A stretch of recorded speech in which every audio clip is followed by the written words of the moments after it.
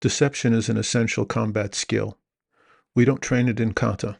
We don't train it in bunkai. We train it in kumite. Sun Tzu, in The Art of War, says the essence of war is deception. He treats it in the chapters on tactics, strategy, maneuver, terrain, and spies. We need to be clear about how it works, in training, in self-defense, and in our lives. Before General Sherman gave the order to burn Atlanta, he directed the citizens to abandon their homes or burn in the flames. General Sherman said, "War is hell."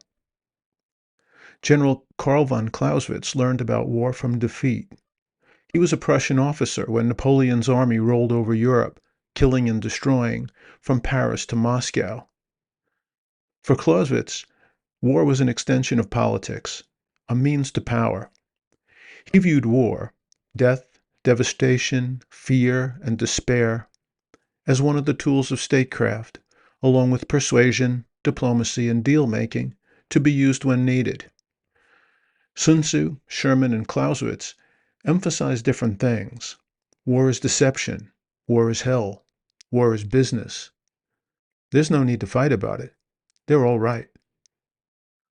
What does that mean for us as martial artists? What are we learning as we learn combative technique? What are we cultivating? Health and fitness? Definitely. Focus and flexibility?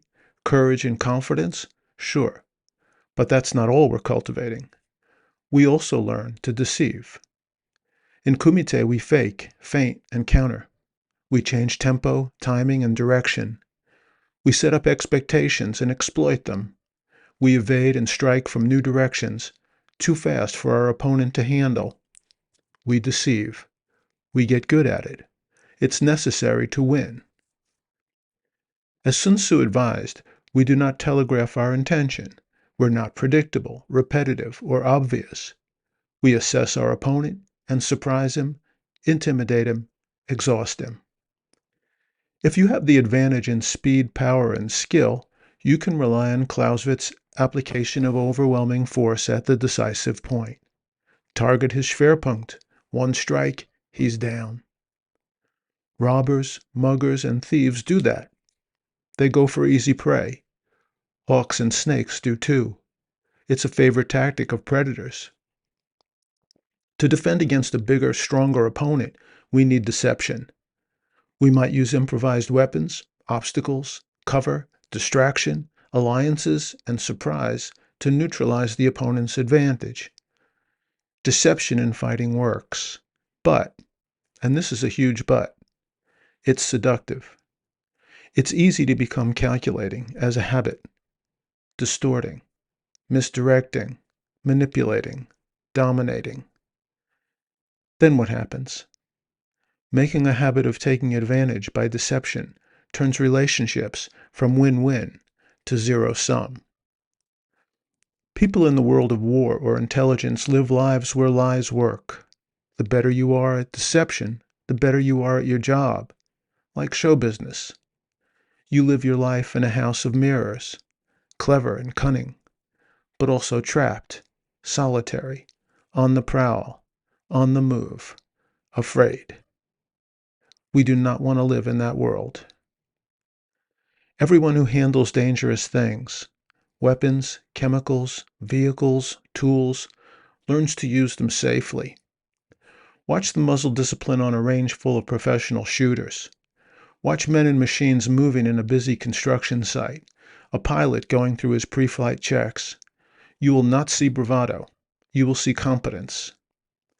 Well-trained people use their tools for a specific purpose. It's a short step from war is deception to life is deception. And then, instead of war is hell, we get life is hell.